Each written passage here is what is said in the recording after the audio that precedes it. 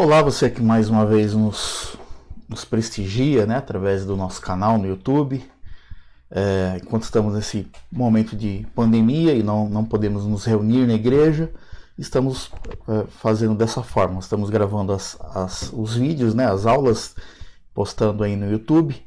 Para os nossos irmãos aí da igreja do Presbiteriana do Jardim Elba assistam, ou se você não é membro da nossa igreja e está nos visitando, também seja bem-vindo e não deixe de nos visitar quando nós estivermos retomando as nossas atividades, né? Nós chegamos aí na aula de número 16, essa aula 16 estamos já caminhando já para o final dessa série de polêmicas da igreja, porque a nossa previsão é que vá até a 18, então nós estamos aí na 16 já caminhando para o final.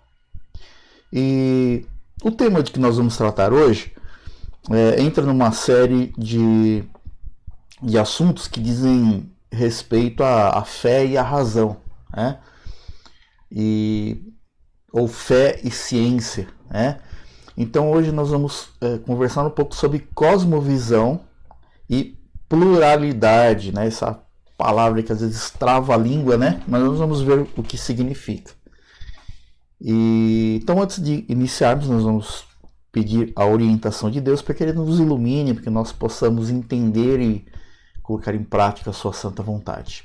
Senhor nosso Deus, nosso Pai, nós agradecemos porque o Senhor é um Deus que cuida de nós, tem cuidado de nós. E, Senhor, rogamos que o Senhor continue a cuidar de cada um de nós, da igreja do Jardim Elba, também dos nossos irmãos de outras igrejas, pessoas que estejam nos vendo, estejam nos visitando o nosso canal, ó Pai, que sim, que eles sejam protegidos, Senhor, pelo seu soberano poder, ó Pai. Ao Senhor, nós pedimos que o Senhor esteja nesse momento nos iluminando para que o Senhor esteja lançando luz sobre essa explicação, Pai, que o teu servo que não esteja falando dele mesmo, mas falando das verdades da sua santa palavra, que nós rogamos agradecidos em nome de Jesus. Amém. Vamos lá. Então está aí, como sempre, né, a gente lança as perguntas, a gente desenvolve o assunto e ao final nós respondemos essas perguntas. Então, crença e ciência, né? É possível para o cristão crer a parte da ciência e estudar a ciência a parte das nossas crenças? É possível ter essas duas coisas separadas, né? Não, crença é uma coisa, né? Religião é uma coisa, ciência é outra, e as duas não se misturam. É assim que a gente tem que... Assim é a forma correta da gente pensar. E sobre a pluralidade, é papel das universidades simplesmente abordar conceitos conflitantes e aceitá-las como inexistência de verdade absoluta? É correto, em outras palavras, é correto as universidades tratarem da diversidade de visões e simplesmente concluir que elas são conflitantes mesmo, que não existe verdade absoluta, existe a minha verdade e a sua verdade? Será que é correto pensar assim? Então esses são esses assuntos que a gente vai desenvolver nesse vídeo. Então vamos lá. Então, como sempre, né, eu sempre abordo, faço questão de deixar registrado aqui, que essas nossas aulas estão baseadas, né, estão tomando como base o livro Polêmicas na Igreja do Reverendo Augusto Nicodemos, né? Não significa que tudo que está no livro vai estar aqui e nem que tudo que está aqui é do livro, né? Mas nós nos baseamos na divisão deste livro, né? Então a gente recomenda fortemente a leitura desse livro, que é muito, tem uma linguagem... O Reverendo Nicodemos, apesar de ele ser alguém muito bem preparado, alguém que estudou, né, pastor presbiteriano que estudou fora, né, e tem muito conhecimento, ele tem uma abordagem muito simples, muito bacana. Então, vamos começar aqui, né? ninguém vê as coisas de forma absolutamente neutra, né? Então é um engano a gente imaginar que alguém pode ver as coisas ao seu redor, pode analisar as coisas de forma absolutamente neutra, né? Então todos nós, né, eu, você, a gente enxerga a vida, as coisas que nos cercam, né, tudo ao nosso redor, nós enxergamos através dos óculos de óculos formados por alguns elementos, né? Então, alguns elementos formam um óculos, né? Que nos ajuda a compreender, né? Esse mundo, né? Então, os meus óculos não são iguais aos seus óculos, né? E mais diferente ainda dos óculos de um não cristão, né? Então essas lentes, né? Quem usa óculos sabe, né?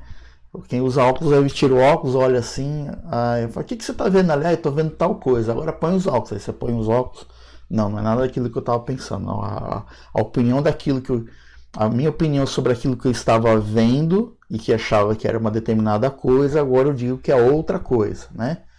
Então é nesse sentido que a gente faz essa comparação, né? Que nós vemos as coisas por óculos formados por, primeiro, nossas experiências. Então a nossa experiência faz com que enxergamos as coisas de diferentes formas. Nossos preconceitos, né? Às vezes a gente tem nossos conceitos e preconceitos e pressupostos que também influenciam no nosso entendimento, né? Aquilo que eu tenho aqueles preconceitos que eu tenho, né? O que é um preconceito? É um conceito pré-concebido, né? Um conceito que eu tenho antes de analisar as coisas. Então esse preconceito vai influenciar no meu conceito, tá? Essa é a ideia, né? Então as coisas que eu já sei vão influenciar nas coisas que eu vou passar a conhecer. E, obviamente, as nossas crenças, o que nós cremos, a nossa fé, né? A nossa religião, também vai influenciar na forma com que nós vemos as coisas, né? Então, os cientistas, eles não são meras máquinas de análise e registro de informações. Então, às vezes a gente vê o cientista, acha que o trabalho do cientista é simplesmente analisar e anotar os resultados, né? Vai além disso, né? Porque os cientistas são pessoas como eu e você.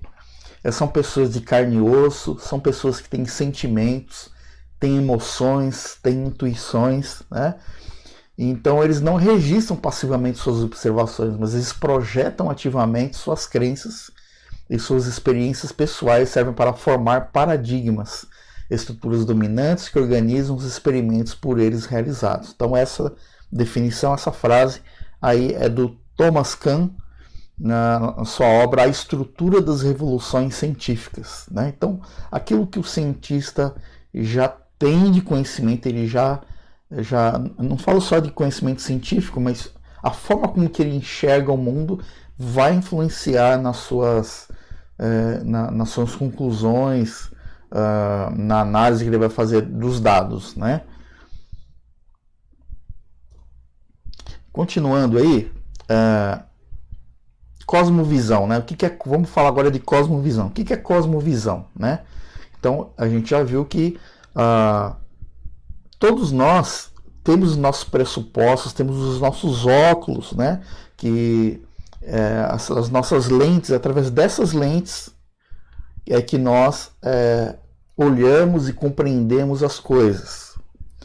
Então esses óculos nós chamamos de cosmovisão, né?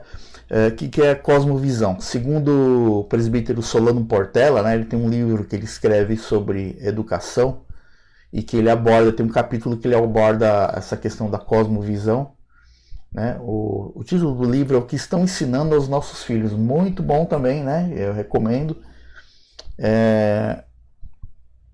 Então ele define, né, cosmovisão como a compreensão que uma pessoa tem do mundo, do universo que a cerca, da vida, né? Da forma como que ela vê o mundo, o universo e a vida, essa forma, essa compreensão é o que nós chamamos de cosmovisão. Essa cosmovisão, ela pode ser uma cosmovisão bíblica cristã ou não, né? Então, nesse capítulo ele trata dessas coisas. E o Nicodemos, no livro que nós tomamos como base, ele define cosmovisão como uma maneira de ver o mundo de acordo com aquilo em que se crê. Uma maneira de ver o mundo de acordo com aquilo que se crê. Tá? Então isso é cosmovisão.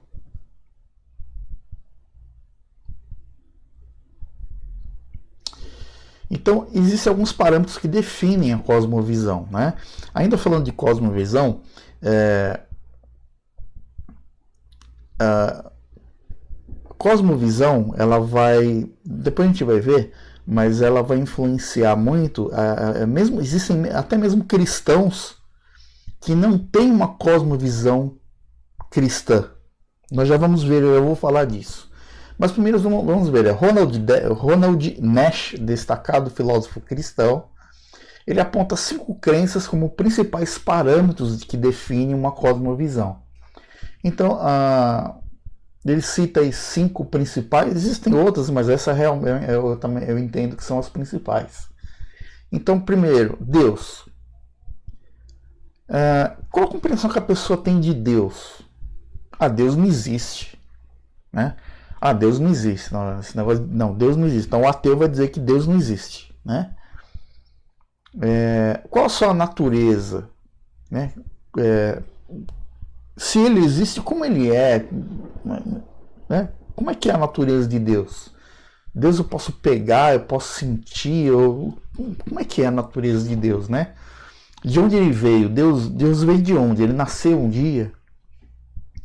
Há mais de um Deus, né? Então existem religiões que creem em mais de um Deus, né? Por exemplo, né? Só lembrando aqui, né? Por exemplo, lá no Egito, né? No Egito antigo, lá em Êxodo, quando acontece lá as pragas, eu já até comentei isso aqui em outra aula, é um desafio que o único Deus, né? Um desafio que ele faz a compreensão que as pessoas têm de vários deuses, né? Que as pessoas criam vários deuses. Tinha um deus para cada coisa, né? Tinha o deus da fertilidade, deus disso, deus daquilo, e então é uma forma com que Deus afronta essa compreensão, né, de existência de vários deuses. Também tem um outro parâmetro também, a metafísica, né? Ou seja, qual a relação que esse Deus, se é que ele existe, qual a relação dele com o universo? Ele fez o universo? Ele não fez o universo? Ele fez, mas foi embora? Ele deixou o homem comandando, né? Ele abandonou o universo, ele fez o universo e foi embora, né? E o universo existe? Pode parecer estranho nessa pergunta, o universo existe? É claro que existe o universo, né? Mas aí quando eu estava lendo essa parte, eu lembrei daquele filme Matrix, né? Não sei se você assistiu esse filme, mas o filme Matrix, ele trata tudo ao nosso redor como um programa de computador, um software, né? E que na verdade todos nós estamos presos dentro de um casulo, e o que nós entendemos como realidade, na verdade, é um programa, né? É um software. Mas, por exemplo, se eu pegar um objeto aqui, né? Se eu pegar esse objeto aqui e estou olhando para ele, o que eu sinto segurando esse objeto, o que eu vejo, tudo é irreal, né? Segundo lá o filme Matrix, né? Tem lá a trilogia Matrix. Então, só um exemplo aí, que embora isso seja uma história de ficção, e tem muita gente que pensa dessa forma, né? Que tudo que a gente faz aqui não é real. Então, ainda falando do universo, né, qual foi a origem do universo? O universo surgiu de uma explosão, o universo, ou Deus realmente fez, como está lá em Gênesis, né, fez as coisas e tal. Uma outra área também que define a cosmovisão é a epistemologia, ou seja, a busca do conhecimento. Né? É possível saber, entender, conhecer. É possível ter uma teoria, ou melhor, um entendimento absoluto das coisas. Existe verdade, né? Existe uma verdade absoluta, ou existem várias verdades, ou que a gente pensa que é verdade não é verdade, enfim. Como funciona isso, né? Como é que funciona a área do conhecimento? Será que quando a gente busca conhecimento, a gente não está perdendo tempo? Ou não, né? Ou está ganhando tempo? Então, é possível saber, entender e conhecer? Existe verdade? Uma outra área também é a ética, né? Existem leis morais que regem a conduta humana? Né? Existem as leis, por exemplo, não matar, né? Não roubar, é uma lei que o homem criou ou existe, isso já é pré-existente, isso já existe, né? No ser humano. A ética ela é absoluta ou relativa, né? Então, o que é ético para um pode não ser ético para o outro, ou a ética é absoluta, né? Antropologia, só que a área que trata do ser humano, né? O ser humano é apenas corpo, matéria, ou ela tem uma dimensão espiritual, né? Vai esse negócio de dizer que o homem tem uma parte material e outra espiritual, é verdade, né? Qual é a origem do homem? Como é que surgiu o homem? O homem realmente surgiu de uma ameba que foi evoluindo, se tornou um macaco e hoje nós somos macacos evoluídos, né? Como é que surgiu, né? Qual foi a origem do homem? E o principal, né? Existe vida após a morte? O que tem, como muitos dizem, do lado de lá, né? O que tem após a morte? Morreu, acabou? Existe alguma coisa além? A reencarnação, nós voltamos, né? Então tem muitas, dependendo da religião, ela vai abordar isso de maneiras diferentes. Então veja que nós temos aí 5 principais parâmetros aí apontados pelo Ronald Nash, e se você começar a analisar as diferentes religiões que nós temos no mundo, nós vamos ver que cada um desses pontos ele vai tratar de maneira diferente. Então cada seguidor de cada religião vai ter as suas lentes, ou seja, a sua cosmovisão diferente. E a cosmovisão que nós cristãos devemos seguir, obviamente, é a cosmovisão cristã, né? A Bíblia fala alguma coisa sobre a forma como que a gente vê o mundo, né? Existem vários textos, né? Inclusive tem, por exemplo, eu poderia citar aqui 2 Timóteo capítulo 3, que fala que toda escritura é útil pro ensino, etc, etc. Né? Então, mostra ali a importância das escrituras para a vida toda. Mas eu quero destacar aqui um texto de Provérbios, né? Porque Provérbios já falava da importância do coração e da mente para a compreensão da vida em sua plenitude. Então, Provérbios 4:23 diz: sobre tudo que se deve guardar, guarda o teu coração, porque dele procedem as fontes da vida. Eu já falei isso aqui, eu vou falar de novo. Vale repetir que quando a Bíblia fala de coração, é um entendimento diferente que nós temos aqui no Ocidente, né? Lembrando que a Bíblia foi escrita lá no Oriente, há muito tempo atrás, e a palavra coração era usada para se referir à razão, né? Ao raciocínio, a parte racional do homem, né? Então, quando ele diz aqui, sobre tudo que se deve guardar, guarda o teu coração, ou seja, o seu conhecimento, a forma como você entende as coisas, porque dele procedem as fontes da vida.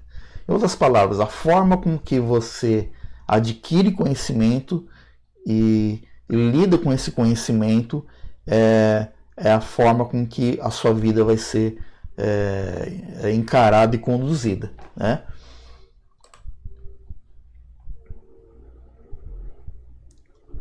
Então eu falei que a cosmovisão correta que nós cristãos devemos ter é a cosmovisão cristã. Então, voltando aqui a falar das lentes, né?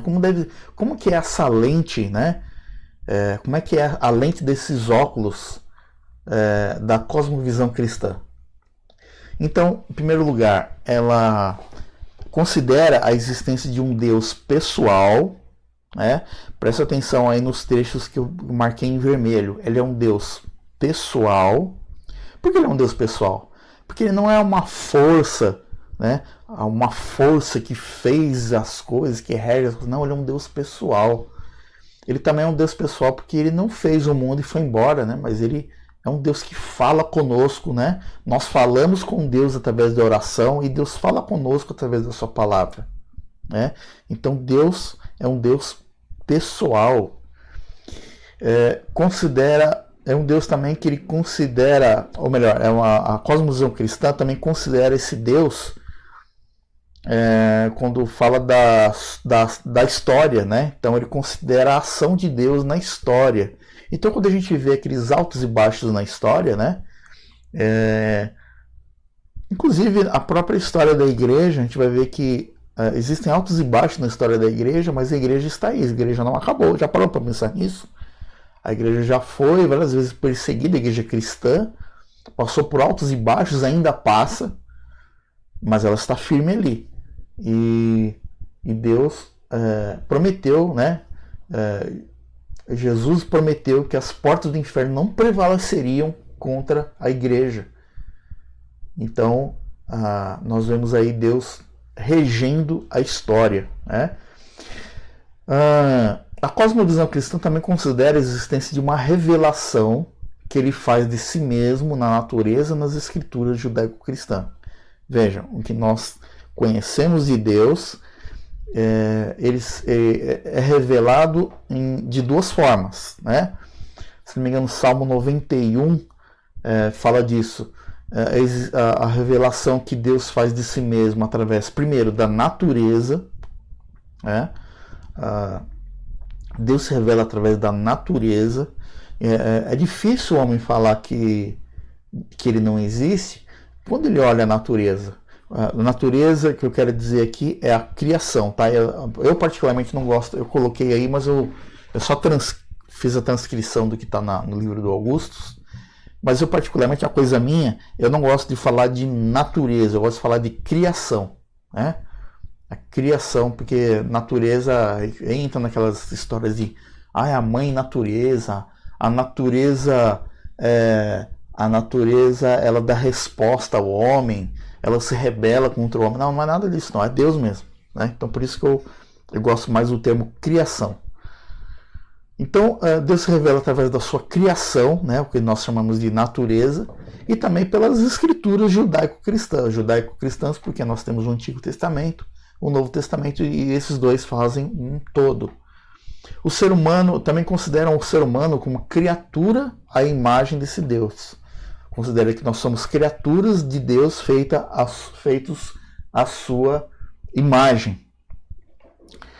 Também considera a presença e a realidade do mal nesse mundo, né?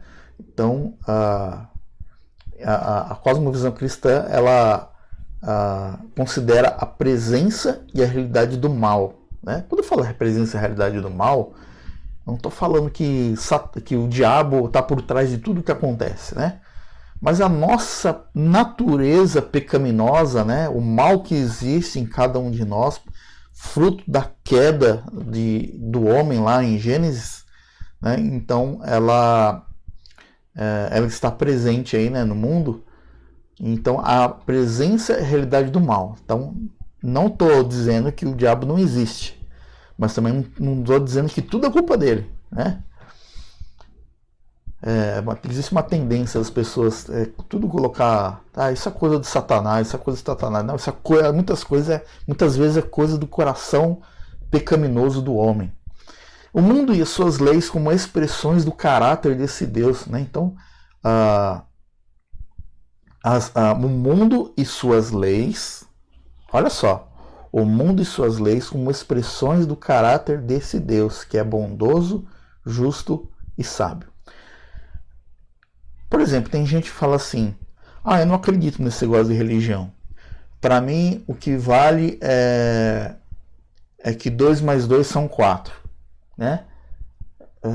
Eu só acredito naquilo que é comprovado pela ciência.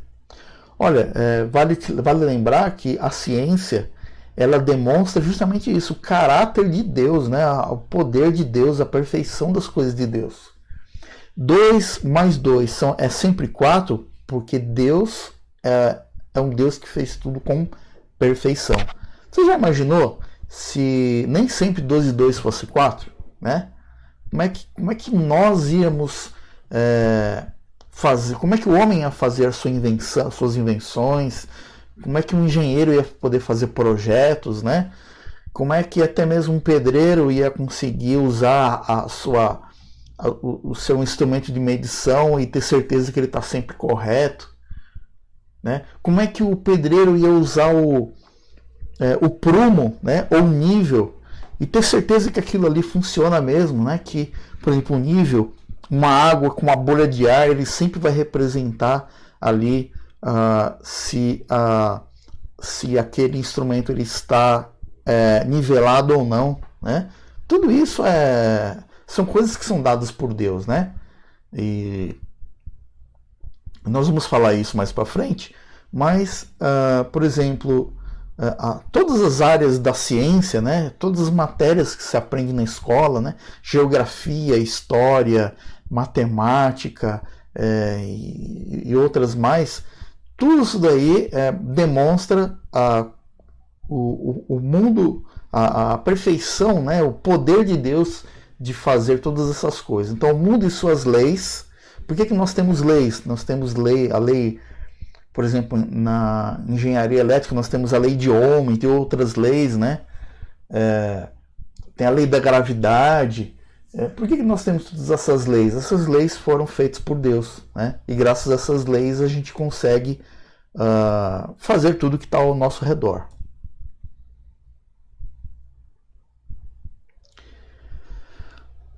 A perda da visão cristã de mundo. Quando as universidades medievais surgiram, a cosmovisão cristã que dominava a Europa fornecia os pressupostos para essa busca da unidade do conhecimento. Por que está dizendo isso aqui? Lá na Idade Média, as pessoas, por exemplo, nas escolas, nas universidades, né, as pessoas se referem a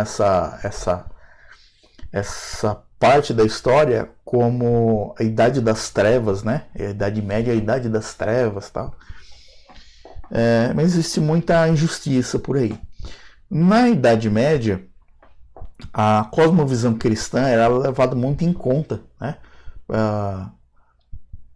Quando se buscava o conhecimento. Quando alguém ia cursar a universidade, uma das matérias, teve uma época que uma das matérias assim, básicas que todo mundo tinha que estudar era teologia, né? E estudar teologia junto com outras áreas de conhecimento proporcionava uma cosmovisão cristã. E hoje o mundo está muito diferente, né? Então hoje, em muitas universidades modernas, a visão cristã de mundo é excluída a priori, ou seja, ela não é considerada como fundamento, né? Mas o que é considerado como fundamento, né? O naturalismo, o humanismo, o racionalismo e outros ismos, né? Então elas são consideradas antes, o iluminismo, né? São consideradas antes, né, de uma visão cristã de mundo, né? Então se coloca a visão cristã de lado e se estuda as coisas sem considerar a visão cristã, né? Todos aqueles pressupostos que a gente viu lá no slide anterior. Esses pressupostos não têm conseguido até o presente suprir uma base comum para as diferentes áreas do saber. Então qual que foi a ideia? Vamos deixar esse negócio de cosmovisão cristã de lado, né? A teologia de lado, esse negócio de Deus de lado, vamos deixar de lado e vamos aos fatos. Vamos pesquisar friamente os dados, né, as informações. Vamos diretamente à ciência, como se a ciência não estivesse associada a Deus. Então vamos só para a ciência. E aí vamos tentar responder tudo através disso, né? Aí surge, dentro dessa tentativa de colocar a religião de lado, aí surgem aí, né, a visão naturalista, humanista, racionalista, e, né, o iluminismo, e só que isso até hoje não foi suficiente para dar paz ao coração do homem, né? E aí ele procura, até hoje, colocando a cosmovisão cristã de lado, ele continua aí ainda à procura de respostas e sem obter a totalidade dessas respostas, né?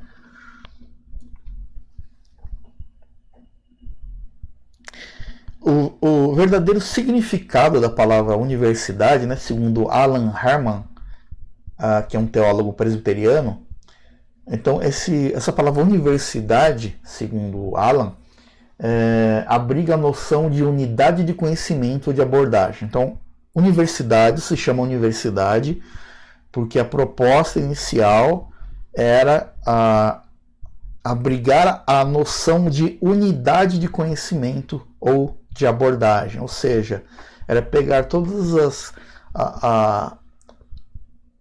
a pluralidade, daí minha palavra pluralidade, quer dizer, todas as formas que as pessoas têm de ver as coisas, né? A forma com que os dados são coletados, né? E convergir, a ideia era convergir num único entendimento, numa única abordagem, né? Então essa era o objetivo, né? Inicial o conceito, né, que se queria desenvolver sobre universidade, né? Então essa palavra derivada do latim universum refere-se à totalidade ou integração. Mas não é o que a gente vê hoje. O que a gente vê hoje é que existe a minha verdade, a sua verdade, a verdade dele, a verdade dela, e ninguém se entende. Por quê? Porque as pessoas não estão usando todos o mesmo óculos, que é o óculos da cosmovisão cristã. E aí as pessoas ficam perdidas, né? Vou abrir um parênteses aqui e falar um pouco de filosofia. Às vezes as pessoas pensam que filosofia ela se contradiz à religião, né? Se contradiz à Bíblia.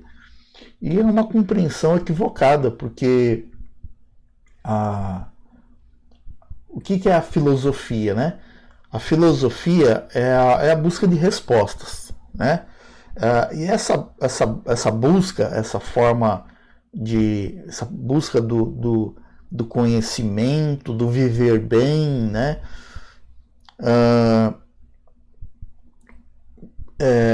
Proporcionada pela filosofia, ela não se contradiz à Bíblia, desde que nós tenhamos uma cosmovisão cristã. Ou seja, se eu antes de filosofar eu colocar os óculos da cosmovisão cristã, é válido, né? Eu estou colocando a minha cabeça para pensar,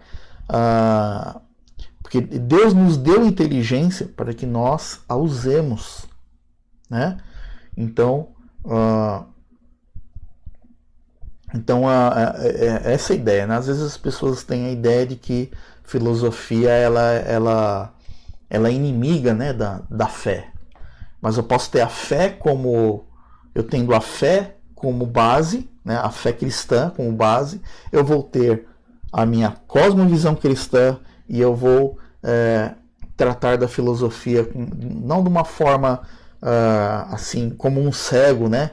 Imagina que você, aqueles dias que tá bem assim, já é de noite e acaba a energia da sua casa, aí você sai procurando as coisas. Claro, a primeira coisa que você vai procurar é uma lanterna, uma vela, e aí você sai tateando, você não enxerga um palmo à sua frente, e aí você tropeça, você esbarra em algumas coisas até achar o que você tem que achar. E se você conhece a sua casa, você vai deduzir, acho que aqui é a mesa, acho que aqui é o sofá, né? Mas se é um lugar que você não conhece, né? Se é um lugar que você está entrando pela primeira vez, você vai esbarrar nas coisas, você vai apalpar as coisas e falar, eu acho que aqui é uma mesa, eu acho que aqui tem um armário, eu acho que aqui onde eu bati o meu dedinho do pé, acho que aqui eu acho que aqui é o pé do sofá, né? Então você vai tateando no escuro. Então quando você não tem a cosmovisão cristã, você não tem os pressupostos cristãos, você vai agir como se estivesse ali nesse quarto escuro que você nunca entrou. Você não faz ideia nenhuma do que você está vendo. Mas se você está num lugar que, embora esteja escuro, mas você faz ideia das coisas que você acredita, então, como por exemplo, ficar no escuro na sua própria casa, então você tem uma noção. Fala, não, aqui eu lembro que tem uma mesa, aqui deve ser a mesa, ali deve ser o armário, acho que ali está o armário, ok? Apenas para a gente entender aí essa questão da filosofia. Mas voltando aqui. A pluralidade, entendida como diversidade, é muito bem-vinda. Então, se você entender que a pluralidade é a diversidade de compreensões, de abordagens, ok, isso é bem-vindo. O que é errado? O errado é entender a pluralidade como relativismo total, sistema de contradições igualmente válidas, ou seja, não, a pluralidade é o seguinte, existem várias verdades e elas se contradizem e é assim mesmo, né? E isso é um erro, né? Precisamos analisar o assunto com mais cuidado. Finalizando aqui, o reverendo Augustus termina, né? Aí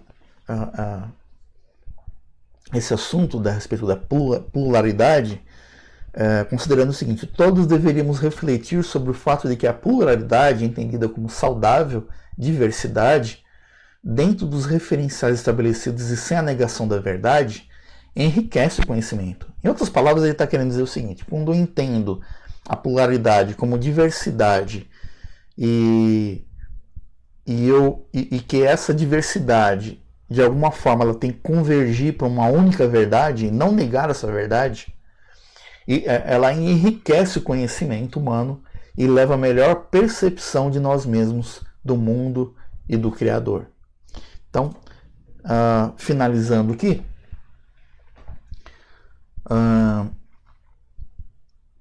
crença e ciência. É possível para o cristão crer a parte da ciência e estudar ciência a parte de nossas crenças? Nós vimos que não, né?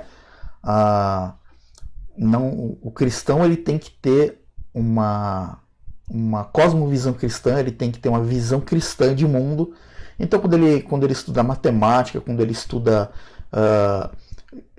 geografia, quando ele estuda medicina, ele tem que, quando ele entende que tudo isso